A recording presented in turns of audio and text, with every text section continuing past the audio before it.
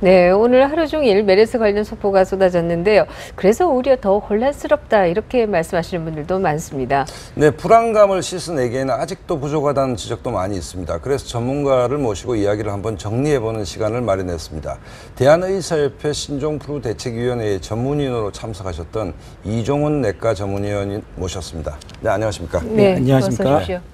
네, 먼저 언제쯤 이게 잡힐 것이냐, 이제 그게 최고의 관심사일 것 같습니다. 어떻게 보십니까?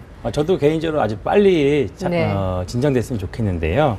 지금 아마 최초 발생자로부터 시작된 감염은 이제 진정 새로 지금 파악되고 있는 것 같고요. 지금 우려되고 있는 건 14번 환자로부터 시작되고 있는 삼성 서울병원 응급실에서 접촉자들. 네.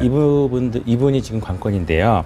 지금 질병관리본부나 그 대책본부에서 이 접촉자들을 추적하고 있는데 아마 접촉자 규모가 크면 클수록 허점이 좀 생기기 마련입니다. 그래서 아마 오늘 발표했듯이 병원명을 공개하고 접촉자들을 이제 관리본부에서 관리하고 있지만 혹시 빠져나가신 분도 있으면은 네. 이 방송을 통해서 내가 그 공간에 있었다 그러면은 질병관리본부에 신고하거나 메르스 핫라인으로 신고하시면 될 것 같습니다. 우선 두 가지인데 3차 감염자도 우리가 세계 최초로 발생한 거 아닙니까? 네. 4, 5차 감염자가 발생할 가능성, 또 이제 지역 감염은 정부가 없다라고 일관되게 얘기하고 있는데 지역 감염 가능성, 이 두 가지 가능성 어떻게 보십니까?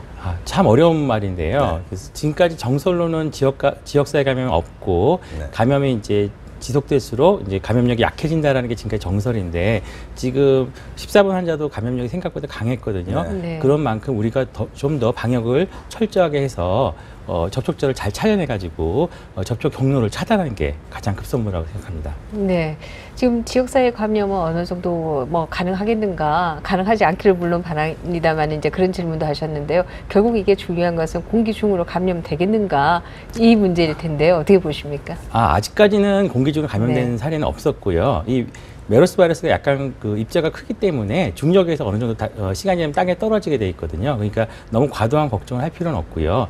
땅에 떨어지거나 벽에 붙어 있는 이번에 그 평택 성모병원에서도 문고리나 손고리에 이렇게 많이 붙어 있었다고 그러거든요. 네. 근데 이거를 손으로 접촉해 가지고 입이나 코로 가져갔을 경우에 많이 감염되는 겁니다. 그러니까 손 씻기를 그래서 강조하는 거고요. 우리 일반 국민들도 손 씻기를 열심히 하시면은 이제 다 예방이 되는 것이죠. 근데 제가 궁금한 건 과거 사스나 신종플루 때는 우리 정부가 굉장히 대처를 잘했다라고 얘기를 하고 있지 않습니까? 이번 경우에는 왜 이렇게 혼란이 확산되고 공포감이 확산되고 전염 속도가 빨랐다고 우리 선생님 보십니까?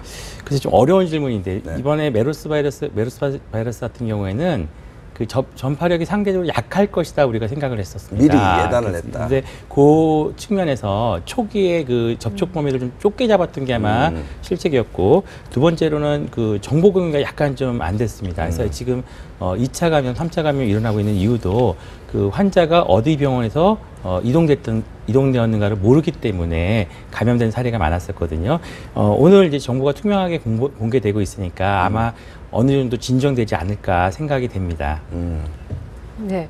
그 메르스와 관련해서 참 궁금증이 많은 것이 사실인데요. 가장 그 궁금한 것 중에 하나는 과연 이 지금 뭐 얘기하듯이 이렇게 젊은이들은 괜찮은 것인지 이게 이제 부모들의 가장 관심거리 아니겠습니까?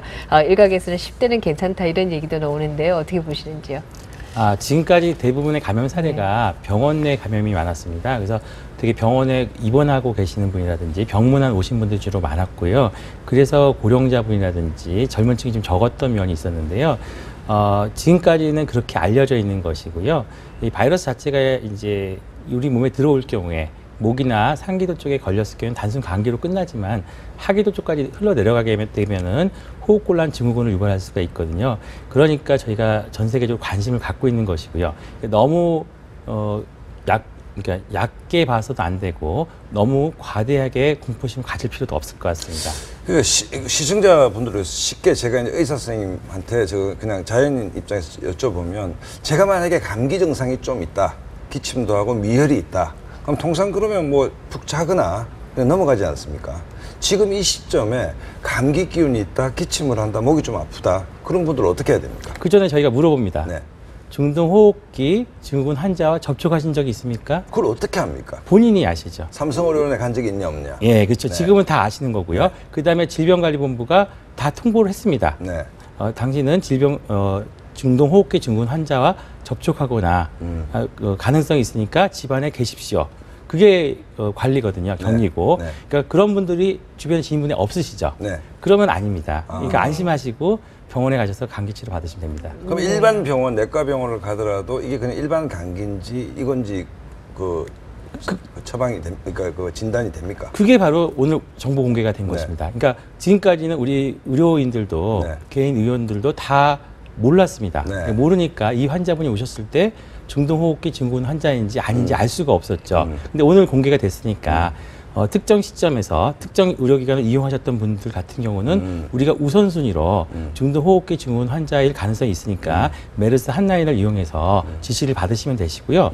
나는 그런 연락도 받은 적 없고 네. 나는 그 병원에 간 적도 없습니다. 네. 그러면 안심하시고 동네 의료기관 이용하셔서 감기약 드시면 됩니다. 네. 네, 결국 연락받지 않은 경우에는 상당히 안심해도 된다, 이제 이런 말씀이신데요. 예. 근데 이제 문제가 이 자가격리의 경우에 있어서, 가족도 같이 그러면 위험해지는 것이 아니냐, 이런 생각도 해볼 수 있을 것 같은데 어떻습니까? 그래서 자가격리 때 원래는 이제 그 가족 간 접촉을 가급적이면 줄이시고 네. 그다음에 식사도 이제 개별적으로 하시라고 돼 있고 그다음에 보호구를 사용해서 자신을 보호한 다음에 가족과 접촉하라고 되어 있는데요.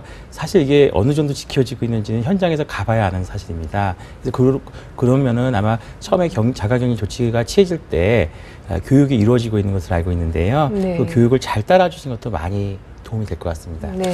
근데 오늘 보면 네이처지에서는 그 네이처지에 실린 글들을 보면 학계에서는 한국의 메르스 그 감염 속도나 여러 가지 측면들이 심각한 수준이 아니다. 뭐 이런 또 진단을 하고 있습니다. 국민들은 헷갈리는데 이걸 도대체 지금 어떻게 선생님 보고 계십니까? 그 사실은 지금 감염자가 한 오늘 64명 정도 됐고요. 네. 근데 실제로 국민들은 한 1000명 정도 되는 것으로 느껴지는 것 같습니다. 네. 그래서 지금 길거리에도 사람이 별로 없습니다. 그렇습니다. 그러니까 사실은 64명 그대로 받아들이시면 됩니다. 그러니까 우리가 아주 무시할 수는 없는 수준입니다. 그러니까 경계해야 될 수준이긴 하지만 아주 심각한 단계는 아니라는 뜻이죠. 다행인 거는 우리 질병관리본부라든지 대책본부에서 환자들을 하나하나 격리자들 하나하나 추적을 하고 있다는 뜻입니다. 그 추적을 할 수 없다. 그러면 상당히 심각해지는 것이고요. 아직은 추적의 끈은 놓지 않고 있다. 그래서 끝까지 수습할 가능성이 있다. 이렇게 믿고 기다려 주셔야겠죠. 네. 그러나 또 뭐 의심 내지는 뭐 접촉 가능성이 있었던 분들이 2,000명이 넘는다 이러니까 그 숫자는 또 되게 크게 받아지는 것이 사실인데요. 오늘 그 복지부 발표에 있어서도 감염내과 교수분 말씀이 두 번째 봉우리에 지금 와 있다라고 얘기를 하셨는데요. 세 번째 봉우리가 있을지 없을지는 모르겠다라고 얘기하셨는데 어떻게 예상하십니까? 이번에 그 두 번째 보고에서 내려가셔야죠. 그러니까 네. 이번에 꼭 막아야 되고요.